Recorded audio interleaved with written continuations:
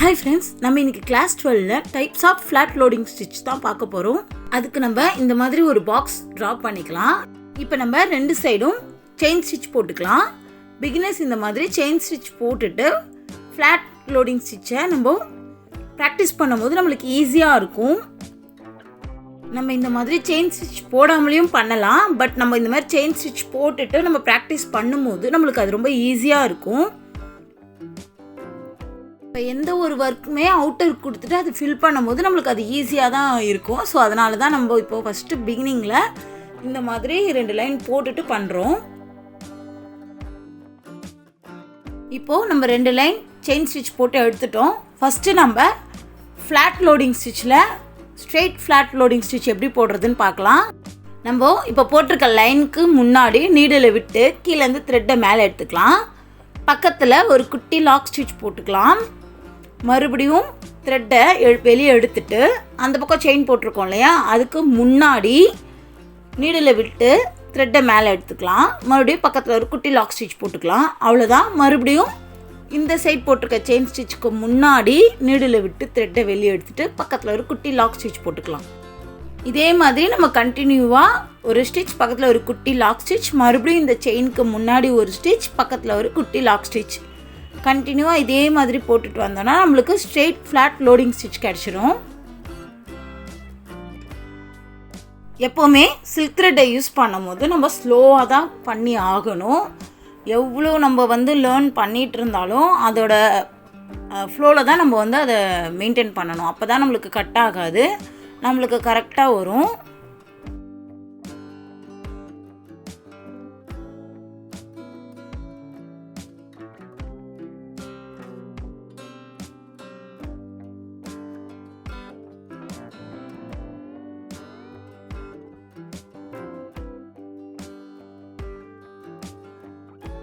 நம்ம grand look work பண்ணும்போது mostly ஃபில்லிங்க்கு dress அந்த மாதிரிலாம் வரும்போது நம்மளுக்கு ஸ்ட்ரெயிட் ஃப்ளாட் லோட் ஸ்டிச் தான் நம்ம யூஸ் பண்ணுவோம். நீங்கள் பார்த்தீங்கன்னா உங்களுக்கு தெரியும்.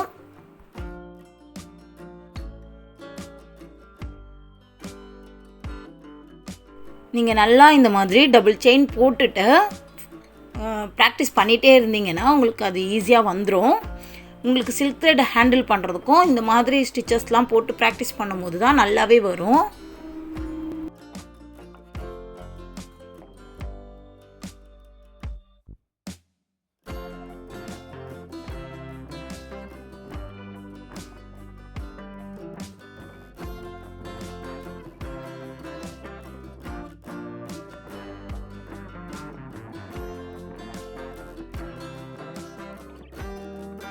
பாருங்க, இப்போ நான் ஃபினிஷ் பண்ணிட்டேன்.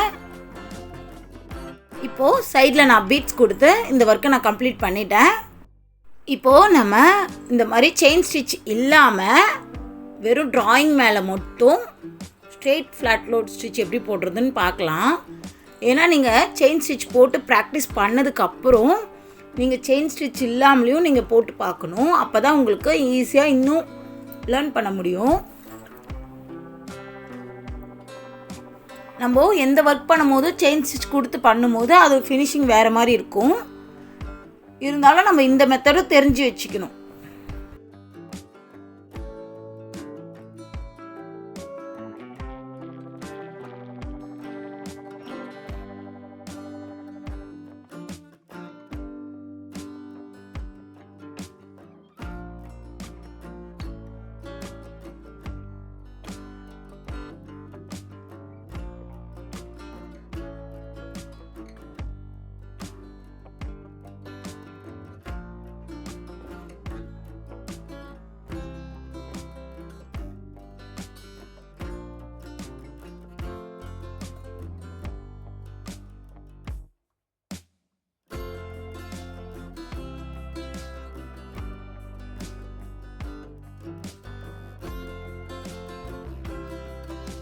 இப்போது டபுள் கலர் யூஸ் பண்ணியும் நம்ம இந்த லோடிங் ஸ்டிச்சை ஃபினிஷ் பண்ணலாம்.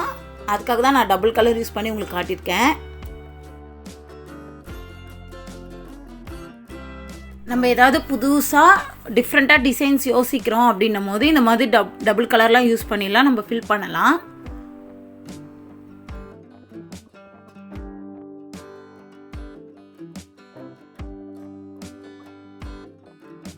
நான் வந்து எப்போவுமே டபுள் பெல் பிராண்ட் தான் சில்க் த்ரெட் யூஸ் பண்ணுவேன். அதுக்கு ரீசன் என்னென்னா, நான் ஸ்டார்டிங்லேருந்தே அதே யூஸ் பண்ணதால் எனக்கு வேறு எந்த பிராண்டுக்கும் மாறணும்னு தோணலை. அதே மாதிரி நீடிலும் பார்த்திங்கன்னா, நான் வந்து சில்க் த்ரெட் யூஸ் பண்ணும்போது துலிப் பிராண்டில் 13 நம்பர் நீடில் மட்டும் தான் யூஸ் பண்ணுவேன்.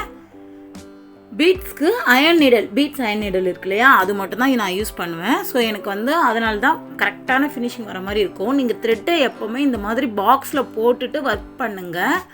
மேலே இந்த மாதிரி மூடியில் ஹோல் போட்டுட்டு நீங்கள் அது வழியாக த்ரெட்டை வெளியே எடுத்துகிட்டு நீங்கள் யூஸ் பண்ணிங்கன்னா உங்களுக்கு த்ரெட்டு வந்து எங்கேயும் விலகி போகாது, உங்களுக்கு ஈஸியாக வரும்.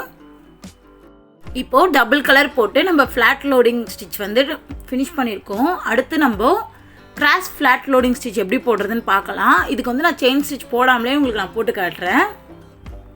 ஸ்ட்ரெயிட் ஃப்ளாட் லோடிங் ஸ்டிச் எப்படி ஸ்ட்ரெயிட்டாக வருதோ அதே மாதிரி தான் கிராஸ் ஃப்ளாட் லோடிங் ஸ்டிச் கிராஸாக போட போகிறோம். பட் நம்ம ஒரு ஒர்க் பண்ணும்போது 2 ஸ்டிச்சுமே கலந்து தான் ஒர்க் பண்ணுவோம். ஸோ அதனால தான் நான் இதையும் உங்களுக்கு காட்டிடுறேன்.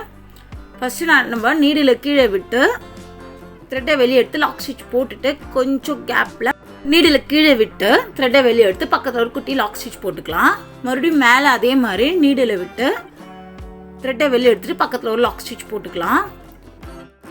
இதே மாதிரி நம்ம கண்டினியூவாக அந்த ட்ராயிங் மேலேயே ஸ்டிச்சஸ் போட்டு பக்கத்தில் ஒரு குட்டி லாக் ஸ்டிச்சஸ் போட்டுகிட்டே வந்தோன்னா நம்மளுக்கு கிராஸ் ஃப்ளாட் லோடிங் ஸ்டிச் கிடச்சிரும்.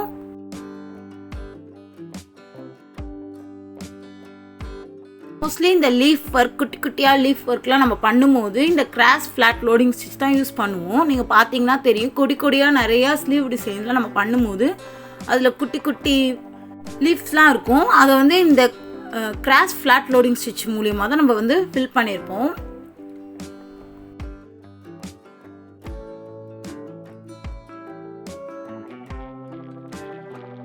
நம்ம ஒர்க் பண்ணும்போது நீடில் வந்து 90 டிகிரியில் வச்சு நம்ம பண்ணாலே நம்மளுக்கு வந்து நூல் சிக்கிற ப்ராப்ளம் வராது. மோஸ்ட்லி எல்லாருக்கும் வர ப்ராப்ளமே சில்க் த்ரெட் யூஸ் பண்ணும்போது த்ரெட்டு மாட்டுது, த்ரெட்டு பிரிஞ்சு வருது அப்படின்னு தான் சொல்கிறாங்க. அதுக்கு ரீசன் என்னென்னு பார்த்தீங்கன்னா, நீடில் நம்ம சரியாக பிடிக்காததும் ரீசன் தான்.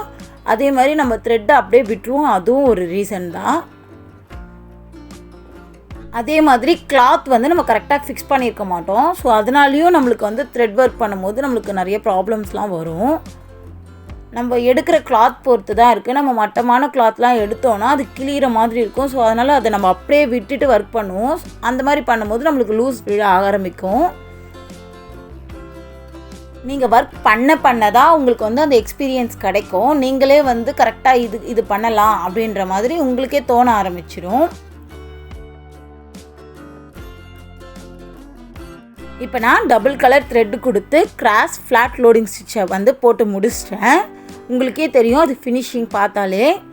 இப்போ அதுக்கு பிட்ஸ் கொடுத்தோம், நான் முடிச்சிட்டேன். இப்போ இந்த ஸ்ட்ரெயிட் ஃப்ளாட் லோடு ஸ்டிச்சும் கிராஸ் ஃப்ளாட் லோடு ஸ்டிச்சும் வச்சு உங்களுக்கு நான் குட்டி மோட்டிவ் டிசைன் மாதிரி போட்டு காட்ட போகிறேன்.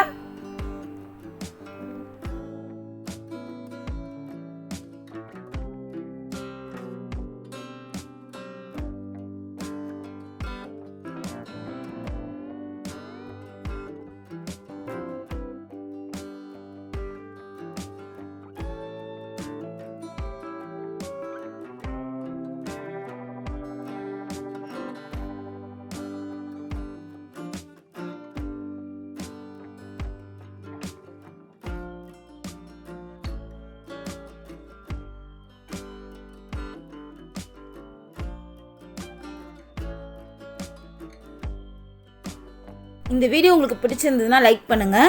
ஆரி கற்றுக்கிறவங்க ஃப்ரெண்ட்ஸ்க்கு ஷேர் பண்ணுங்கள். ஏதாச்சும் டவுட் இருந்துச்சுன்னா கமெண்ட் பண்ணுங்கள்.